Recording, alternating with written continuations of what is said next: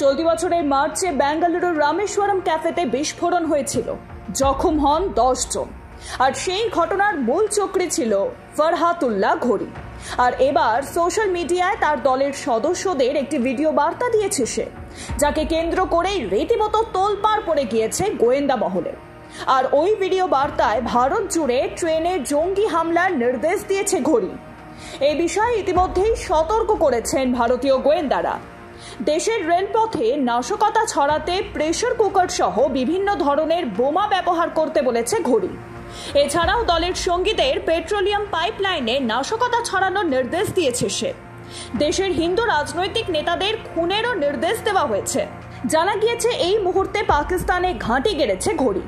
Video বার্তায় দলের জঙ্গিদের সতর্ক করে ঘড়ি জানিয়েছে এনআইএ এবং ইডি স্লিপার সেলে টার্গেট করছে, যদিও পাল্টা হামলায় আমরাও ওদের কাঁপিয়ে দেব। গোয়েন্দা সূত্রে জানা গিয়েছে ভিডিওটি টেলিগ্রামে পোস্ট করা হয় 3 সপ্তাহ আগে। 1 মার্চ বেঙ্গালুরুর রামেশ্বরম ক্যাফেতে বিস্ফোরণ হয়। অভিযুক্ত মুসাফির হোসেন সাহিব ও সহযোগী আব্দুল মতিন তাহা কর্ণাটকের শিবমোগার তীর্থাহালির বাসিন্দা বলে জানতে পারে এনআইএ। 2 জঙ্গি পশ্চিমবঙ্গে গা ঢাকা দিয়েছিল। পরে কাঁথি থেকে এনআইএর জালে ধরা পড়ে ওই 2 অভিযুক্ত। এবার ঘড়ির ভিডিও বার্তায় নতুন করে চিন্তায় পড়েছেন গোয়েন্দারা। সতর্ক করা হচ্ছে সব রাজ্যকে। বরাবরই পাকিস্তানের বিরুদ্ধে জঙ্গির আশ্রয় দেওয়ার অভিযোগ ওঠে। এর জন্য আন্তর্জাতিক মঞ্চেও মুখ পড়ে পাকিস্তানের।